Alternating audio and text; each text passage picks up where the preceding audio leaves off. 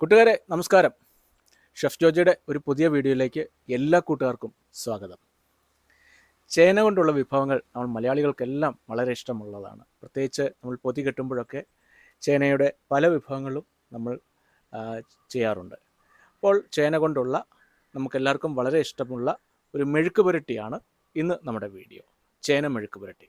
അപ്പോൾ വീഡിയോയിലേക്ക് പോകുന്നതിന് മുമ്പ് ആദ്യമായിട്ട് ഈ ചാനൽ കാണുന്നവർ സബ്സ്ക്രൈബ് ചെയ്യാൻ മറക്കരുത്. അതുപോലെ പഴയ ഒരുപാട് വീഡിയോകൾ ചാനലിലുണ്ട്, അതും കാണുവാനായിട്ട് ശ്രമിക്കുക. അപ്പം നമുക്ക് വീഡിയോയിലേക്ക് പോകാം.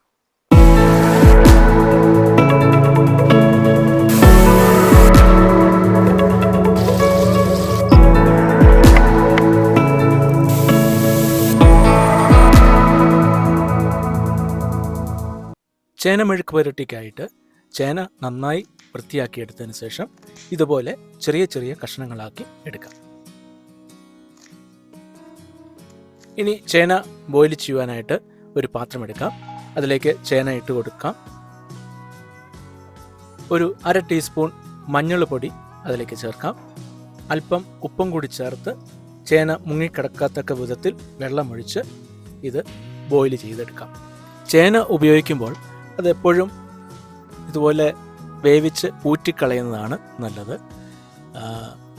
പല ചേനകൾക്കും നമ്മൾ ഉപയോഗിക്കുമ്പോൾ നമ്മുടെ കൈയും നാക്കുമൊക്കെ ചൊറിയുവാനായിട്ട് സാധ്യതയുണ്ട്. അത് ഒഴിവാക്കുവാൻ വേണ്ടിയാണ് ചേന ഇതുപോലെ വേവിച്ച് ഊറ്റിക്കളയുന്നത്. ഈ സമയത്ത് നമുക്കിതിനാവശ്യമായ ഇൻഗ്രീഡിയൻസ് ഒക്കെ എടുക്കാം. സവാള ഒരു 1/2 കപ്പോളം ചെറുതായി അരിഞ്ഞത് എടുക്കാം. ഒരു 2 ഇതള് കറിവേപ്പില, വറ്റൽമുളക് ഒരു 3. ഇപ്പോൾ ഈ ചേന നന്നായി വെന്ത് വന്നിട്ടുണ്ട്. ഇനി ഇതൊരു സ്ട്രെയിനറിലേക്ക് ഊറ്റി ഇതിൻ്റെ വെള്ളം നമുക്ക് കളയാം. ഇനി മെഴുക്ക് പുരട്ടി തയ്യാറാക്കുവാനായി ഒരു ഫ്രൈ പാനിലേക്ക് ഒരു 1.5 ടേബിൾ സ്പൂൺ വെളിച്ചെണ്ണ ഒഴിച്ചു കൊടുക്കാം. എണ്ണ ചൂടാകുമ്പോൾ അതിലേക്ക് വറ്റൽമുളക്,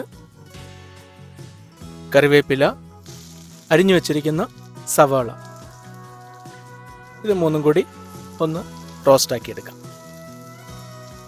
ഒരൽപ്പം വെളുത്തുള്ളി ഇഞ്ചിയൊക്കെ ചതച്ചിതിരിടുന്നത് നല്ലതാണ്, എന്നാൽ ഞാനിതിൽ അതെടുത്തിട്ടില്ല. അതുപോലെ ഒരൽപ്പം ഉപ്പ് കൂടി ഇതിലേക്ക് ചേർത്ത് കൊടുത്തിട്ടുണ്ട്. നമ്മൾ ചേന ബോയിൽ ചെയ്യുന്ന സമയത്തും ഉപ്പ് ചേർത്തതാണ്, അപ്പോൾ ഉപ്പ് ആവശ്യാനുസരണം ചേർക്കാം. ഇനി ഈ ഒരു പരുവാകുമ്പോഴത്തേക്കിന് ഇതിലേക്ക് ഒരു 1/2 ടീസ്പൂൺ മഞ്ഞൾ പൊടിയും 1 ടീസ്പൂൺ മുളക് പൊടിയും ചേർക്കുന്നുണ്ട്. ഇനി ഇത് ചെറുതായിട്ടൊന്ന് റോസ്റ്റ് ചെയ്തെടുക്കാം. മെഴുക്ക് പുരട്ടിക്കായിട്ട് സവാള ഒരുപാടങ്ങ് വഴറ്റിൻ്റെ ആവശ്യമില്ല, ഒരു മീഡിയം ലെവലിൽ വാടിക്കിട്ടിയാൽ മതിയാവും. ഇനി വേവിച്ച് വെച്ചിരിക്കുന്ന ചേന ഇതിലേക്ക് ചേർത്ത് കൊടുക്കാം. ഇനി ഇത് നന്നായി മിക്സ് ചെയ്ത് യോജിപ്പിക്കാം. മെഴുക്ക് പുരട്ടി തയ്യാറാക്കുന്നത് ഇതുപോലെയുള്ള ഫ്രൈ പാനിലാണെങ്കിൽ ഈ രീതിയിൽ മിക്സ് ചെയ്യാൻ സാധിക്കും. ഇങ്ങനെ മിക്സ് ചെയ്യുമ്പോൾ ഉള്ള പ്രയോജനം, ചേന വെന്തു പോയിട്ടുണ്ടെങ്കിൽ അത് ഉടയാത്ത രീതിയിൽ നമുക്ക് എടുക്കാനായിട്ട് സാധിക്കും. അതിൻ്റെ ആ മസാല എല്ലാ ഭാഗത്തും എത്തത്തക്ക വിധത്തിൽ നമുക്കത് നന്നായിട്ട് മിക്സ് ചെയ്തെടുക്കാം. ഇനി നല്ലൊരു ടേസ്റ്റിന് വേണ്ടി ഒരു അല്പം പച്ച വെളിച്ചെണ്ണ ഇതിൻ്റെ മുകളിലേക്ക് നമുക്കൊന്ന് തൂക്കിക്കൊടുക്കാം. എന്നിട്ട് അത് വീണ്ടും ഇതുപോലെ മിക്സ് ചെയ്തെടുക്കാം.